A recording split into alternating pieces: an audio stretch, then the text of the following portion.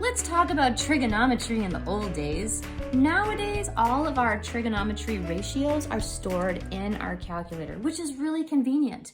But back in the day, before everyone had calculators, in the back of your textbook, you would get this really large column of values like this. And it would be pages and pages and pages of tables of angles and their sine and cosine and tangent. And also they'd have like the secant and all of those things. And to figure out what the sine and cosine is, you'd have to go and look at the tables. And if you were to have, and they would have like all of the angles, not just, going by fives. And if you were to have like a decimal, like the sine of 21.4 or 5, you'd have to like go in between them and find the average of things. And it was a big mess. So fortunately, we don't have to do that now because we have calculators, but I do just want you to see like where these came from. These aren't magical ratios. People actually came up with these numbers using long division and just made tables, and now they're stored in our calculator. So real quick, let's see, this just says use the table to do the exercise. Let's go ahead and find the following of sine of 25. If you didn't have a calculator and you just had a table, you would go to, well, let's see, 25 degrees, and I'm trying to find sine of that. So that is 0.4226. So 0.4226. Whenever I take the opposite divided by the hypotenuse, I end up with that ratio. And that is way down here. That is T. Boop. I think you could probably do the rest of those. Let's go ahead and do W. This just says use this figure at the right if the measure of angle A is 20 degrees, huzzah.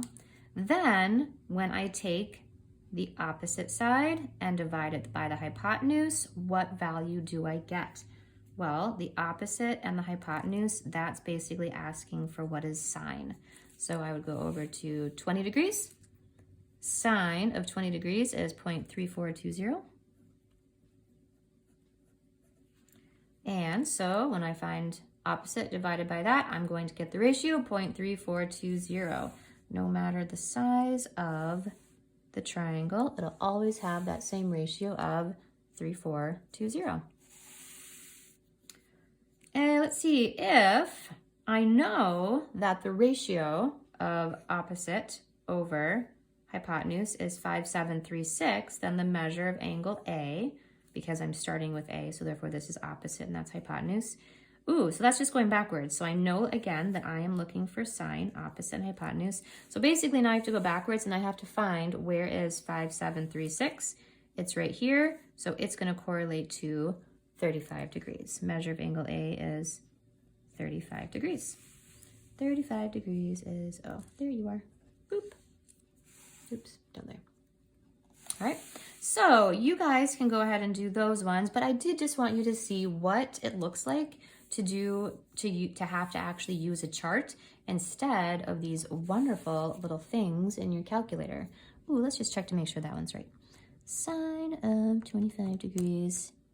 Yep, 4226, plus a whole lot of other values, which our chart just gives us for. Have fun and be thankful for calculators.